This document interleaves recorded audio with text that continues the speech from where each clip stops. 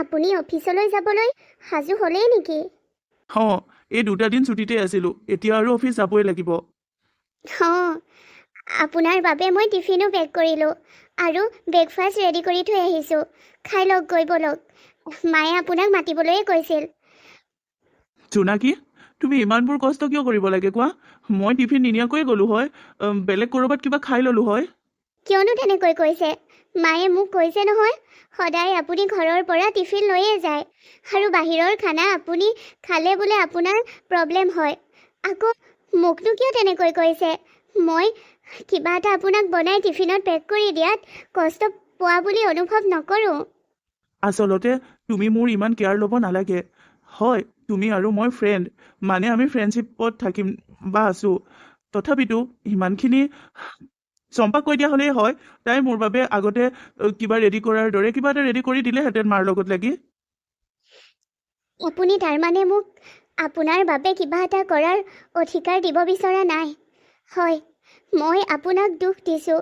মই আপোনাক মোক পত্নী হিচাপে লোৱাত বা গ্ৰহণ কৰাত বাধা দিছোঁ। কিন্তু সেই বুলি বন্ধু হিচাপত আপোনাৰ বাবে কিবা এটা কৰাত কি মোৰ অধিকাৰ নাই? এনেকুৱা নহয় জোনাকী, তুমি ৰেষ্টত থাকা, এনজয় কৰা। এনেও তুমি এইখন ঘৰত মাথো কেইদিনমানৰ আলহী। যিমান কেইদিন থাকা এনজয় কৰা, মই সেইটো বিচাৰিছোঁ। জোনাকী, তুমি এইটো কেতিয়াও নাভাবিবা যে তোমাৰ মোৰ ওপৰত অধিকাৰ নাথাকিব। গোটেই লাইফত তোমাৰ মোৰ ওপৰত অধিকাৰ থাকিব। তুমি সকলো অধিকাৰত মোক ক'ব পাৰিবা, মোক কিবা বিচাৰিব পাৰিবা, মোৰ হেল্প বিচাৰিব পাৰিবা। মোৰ ওপৰত তোমাৰ সম্পূৰ্ণ অধিকাৰ থাকিব। ধন্যবাদ, কিন্তু আপুনি মোক বেয়া পাই নাথাকিব। মই নোৱাৰোঁ আপোনাক স্বামী হিচাপে গ্ৰহণ কৰিব, কাৰণ মই ভাস্কৰক বহুত ভাল পাওঁ আৰু সেই ভালপোৱাই মোক তাক পাহৰি আনক আঁকোৱালি ল'বলৈ নকয়। It's okay. মই মই বুজিছোঁ তোমাৰ প্ৰব্লেমটো, আৰু মই তোমাক জোৰ জবৰদস্তি নাই কৰা। শুনা, আমাৰ কোম্পেনীত নতুনকৈ এমপ্লয় কেইজনমানৰ জইনিং হৈছে। আজি মই সোনকালেই যাব লাগিব। বায়'ডাটাখিনি চেক কৰিব লাগিব। তাহাঁতে জইনিঙৰ লেটাৰ পালে যদিও মই বায়'ডাটাখিনি চেক কৰাই নাছিলোঁ। আজি সেইখিনি চেক কৰিবগৈ লাগিব। গতিকে মোৰ লেট হৈছে। যাওঁ দিয়া। ৰ'ব, আপুনি এনেকৈ যাওঁ বুলি ক'লে কেনেকৈ হ'ব? কিবা এটা খাই যাওক। মা ৰৈ আছে ডাইনিঙত, আইতা ৰৈ আছে। মই খামগৈ বাৰু। ব'লা। তোমাৰ হাতৰ পিছে টেষ্টি টেষ্টি খানা খাই ভাল লাগিছে। সেইবোৰ মোক অভ্যাসত পৰিণত নকৰিবা। এইবোৰৰ অভ্যাস হৈ গ'লেচোন মই পিছত মানে বেলেগ খানা খাবই নোৱাৰিম, আৰু এইদৰে টেষ্টি খানা বনাই দিবলৈ তুমিও নাথাকিবা। কিন্তু মই বনাব লাগে বাবে বনাইছোঁ। মই আপোনাক এইবোৰৰ অভ্যাস কৰিব বিচৰা নাই। হ'ব, একো নাই, ব'লা। অঁ, এইবোৰ আকৌ কি? বৌয়ে আন কাৰোবাক ভাল পায়? বৌয়ে দাদাক হাজবেণ্ড হিচাপে লোৱাই নাই? আৰে যদি বৌয়ে বেলেগ কাৰোবাক ভাল পায়, তেন্তে দাদাৰ লগত বিয়া হৈছিল কিয়? মোৰ দাদাৰ লাইফটো স্পইল কৰিবৰ বাবে? নাই, সেয়া হ'ব নিদিওঁ মই। সেইবোৰ কি শুনিলোহি মই? ৰৌজি? অঁ, বৌ। দাদাক আৰু তুমি যোৱা লেট হৈছিল বাবে আইতাই আকৌ মোকো পঠাই দিলে। বোলে জোনাকীক পঠাইছিলোঁ, অহাই নাই, তয়ো যাচোন, এইদৰে ক'লে।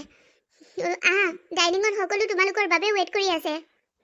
অঁ, ঠিক আছে, ব'লা ৰৌজি। দাদা ক'ত? আহিছে। আহা। মই মাক কথাটো কৈ দিওঁ নি বাৰু? নাই, মই যদি মাক কথাটো কৈ দিওঁ, তেন্তে মা টেনশ্যন ল'ব। এনেও এই বয়সত মাহঁতে ইমান টেনশ্যন লোৱাটো ভাল নহয়। কিন্তু মই কথাবোৰ জানিও যদি মা, পাপা বা আইতাক নকওঁ, তেন্তে দাদাৰ লগত অন্যায় কৰা হ'ব। মই মানাই কৰিছিলোঁ। গাঁৱলীয়া ছোৱালী এজনীনো কি বিশ্বাসত বোলো বিয়া পাতি আনিব লাগে। কিন্তু কোনেও মোৰ কথা নুশুনিলে। এতিয়া যদি কেনেবাকৈ তাইৰ বাবে মোৰ দাদাৰ চকু পানী আহে, জগৰীয়া হ'ব কোন? আইতা আৰু মা হ'ব। আইতা আৰু মায়েহে গাঁৱৰ সংস্কাৰী ছোৱালী আনিব বিচাৰিছে। এতিয়া গাঁৱৰ সংস্কাৰী ছোৱালীৰ ক'ত সংস্কাৰ আছে? বিয়া হৈ হাজবেণ্ডক হাজবেণ্ড হিচাপে ল'ব পৰা নাই, পুৰণি প্ৰেমিকৰ ধান্দা কৰি আছে। সকলোৱে মানে আইতা পাপা মামা সকলোৱে জোনাকীক বহুত ভাল বুলি ভাবে। জোনাকী ভাল বোৱাৰী, লখিমী বোৱাৰী মাই ফুট। তাই দাদাৰ ৱাইফেই নহয়, তাই দাদাৰ চকুত চকু পানী আনিব। আৰু মোৰ দাদাৰ তাইৰ বাপে হাত হোৱাটো মই কেনেকৈ সহ্য কৰিম? আজি যদি মই কথাবোৰ নুশুনিলোহেঁতেন তেন্তে ময়োতো নাজানিলোহেঁতেন যে দাদা আৰু বৌৰ মাজত হাজবেণ্ড ৱাইফৰ ৰিলেশ্যনেই নাই। এয়া বৌয়ে বেয়া কৰিছে, একেবাৰে বেয়া কৰিছে। বিয়াৰ আগতে কথাবোৰ যদি দাদাক কৈ দিলেহেঁতেন তেতিয়া দাদাই কেতিয়াও বৌক বিয়া নাপাতিলে হয়। সেইবোৰ আৰু দাদাই যে কৈছে মাথো কেইদিনমানৰ বাবে এইখন ঘৰৰ আলহী বুলি, দাদাই তাইক পঠাই দিব। দিয়ক, তাইক এইখন ঘৰৰ পৰা পঠাই দি দাদাই নিজৰ পচন্দ মতে এজনী চহৰৰ ধুনীয়া মডাৰ্ণ ছোৱালী বিয়া পাতি লওক। সেই জোনাকীৰ পৰা দাদা আঁতৰ হোৱাটোৱেই দাদাৰ বাবে বেষ্ট হ'ব। প্ৰথম মই বিৰোধিতা কৰিছিলোঁ বিয়াখনত, কিন্তু যেতিয়া জোনাকী বৌক লগ পাইছিলোঁ ভাবিছিলোঁ বৌ দাদাৰ বাবে পাৰফেক্ট, বৌয়ে দাদাৰ সম্পূৰ্ণ কেয়াৰ ল'ব। কিন্তু এতিয়া যি বুজিছোঁ দাদাৰ বাবে বৌ কেতিয়াও পাৰফেক্ট নাছিল আৰু হ'বই নোৱাৰে। জোনাকী এইখন ঘৰৰ পৰা যোৱাটোৱেই বেষ্ট হ'ব। দেখাত সহজ সৰল যেন লগা এজনী ছোৱালী অন্তৰখনৰ পৰা যে ইমান বেয়া। আচৰিত ভাস্কৰ, তোমালৈ মোৰ বৰকৈ মনত পৰিছে। এনেকুৱা লাগিছে যেন দৌৰি গুচি যাওঁ আমাৰ গাঁওখনলৈ, আপোন ঠাইখনলৈ, আপোন নৈ পাৰত যিদৰে তুমি আৰু মই বহি আমাৰ মনৰ কথা পাতিছিলোঁ তালৈ গুচি যাওঁ যেন লাগিছে। কিন্তু কি কৰিবা, মই নাই পৰা যাব। তুমি চাগে এতিয়াও এই চহৰতে আছা ন ভাস্কৰ? তুমি এই চহৰতেই আছা, কাৰণ তুমি আহিছিলা এই চহৰলৈ। 15 দিনৰ পিছতহে ঘৰত যোৱাৰ কথা আছিল। 15 দিনটো কমপ্লিট হোৱাই নাই।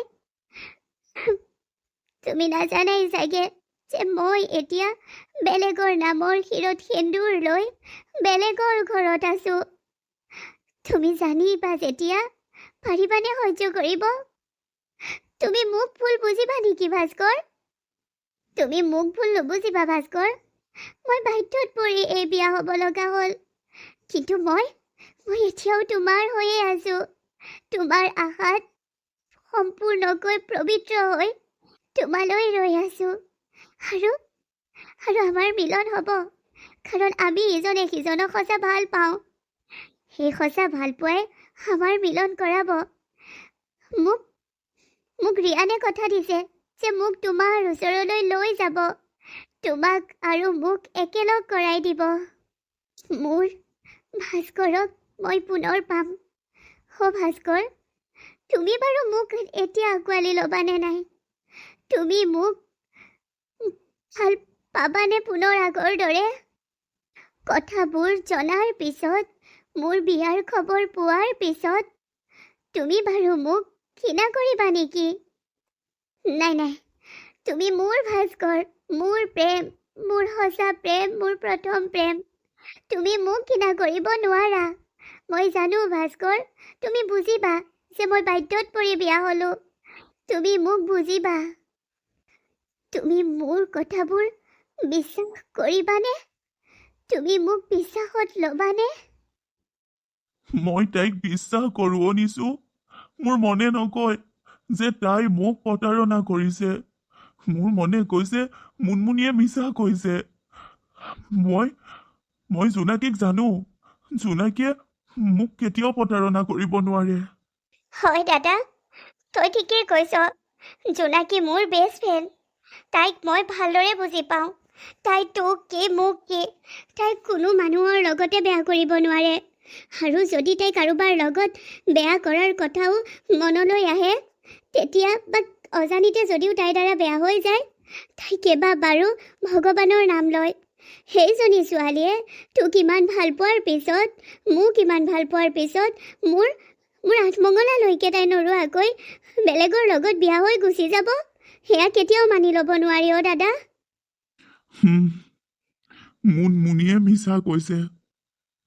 আৰু ইয়াৰ প্ৰমাণ আমি কেনেকৈ পাম? কিজানি টকাৰ কাৰণে জোনাকী সঁচাকৈয়ে ধনী ল'ৰালৈ বিয়া হৈ গ'ল। তাইতো মোক সদায়ে কিবা এটা কৰাৰ কথা কৈ থাকে। তাই মোক প্ৰায়ে কয় যে মই নিজৰ ববীয়াকৈ কিবা এটা কৰিব লাগে। মই কওঁ পাপাৰ টকা আছে সেয়ে হ'ব, কিন্তু তাই নামানে। তাই আকাংক্ষা কৰে। তাই বহুত উচ্চাকাংক্ষী। কিজানি তাই সঁচাকৈয়ে মুনমুনিয়ে কোৱা কথাবোৰ কিজানি সঁচা?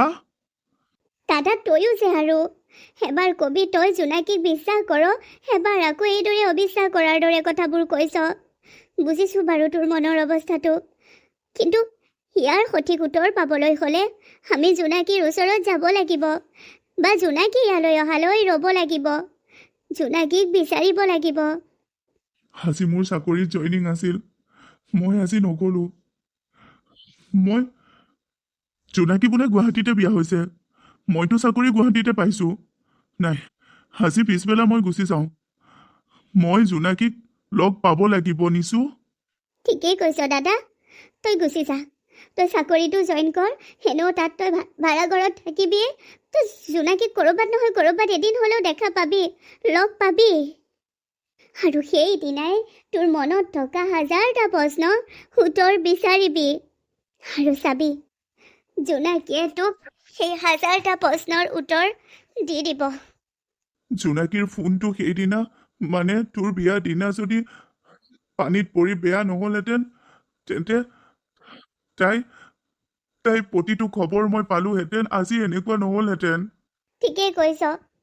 সেইদিনা তাই ফোনটো পানীৰ টেংকিত ঘপকৈ পৰি গ'ল, পিছফালে পানী পাইপ ধৰি থাকোঁতে, আৰু ফোনটো ভাল কৰিবলৈ দি থোৱাতে থাকিলে।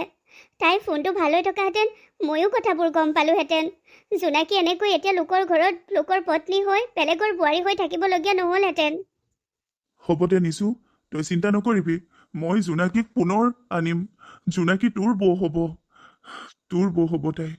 তাই যদি বলবস্তি বিয়া হৈছিল, তেন্তে তাই মোৰ জীৱনলৈ পুনৰ ঘূৰি আহিব। তই বিয়াৰ পিছত কালি প্ৰথম আহিছ ইয়াত থকাকৈ।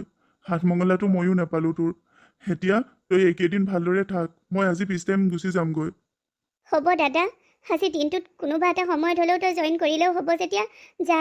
সিমান এটা ভাল চাকৰি পোৱাৰ পিছত হেৰি নিদিবি, জইন কৰি লগৈ।